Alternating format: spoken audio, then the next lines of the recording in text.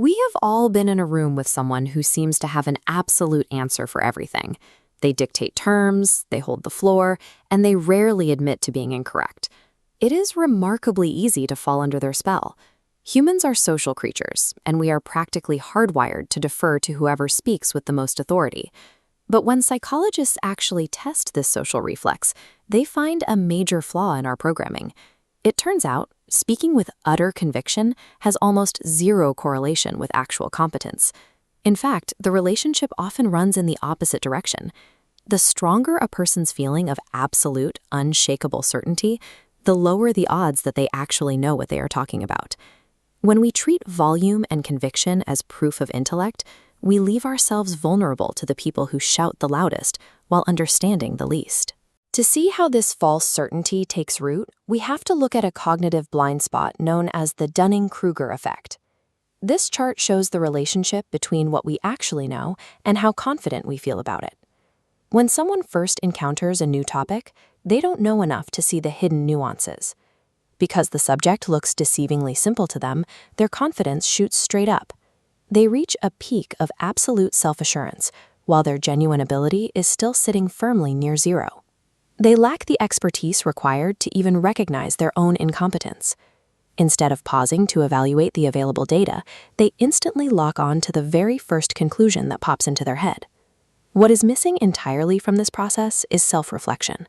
They skip the most crucial step of basic problem solving, stopping to ask if they could simply be wrong.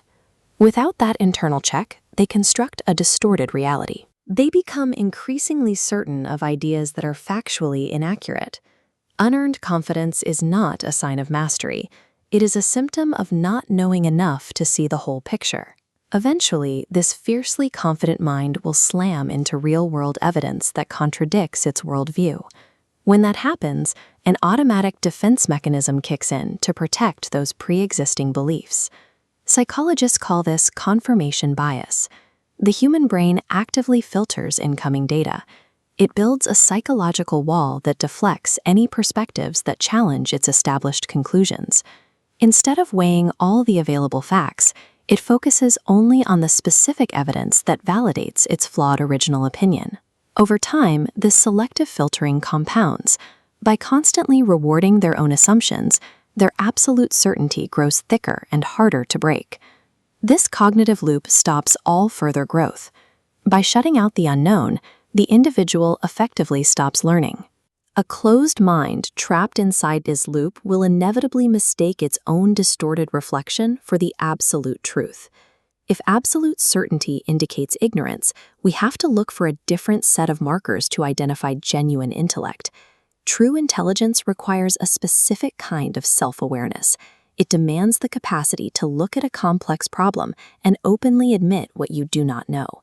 Highly intelligent people treat learning as an ongoing, infinite process, rather than a target with a specific end date. They are comfortable sitting in the ambiguity of the unknown.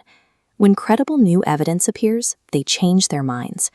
This means we need to adjust how we evaluate the people around us. We have to stop equating the volume of someone's delivery with the quality of their thinking. High intelligence reveals itself through persistent questions rather than dictated answers.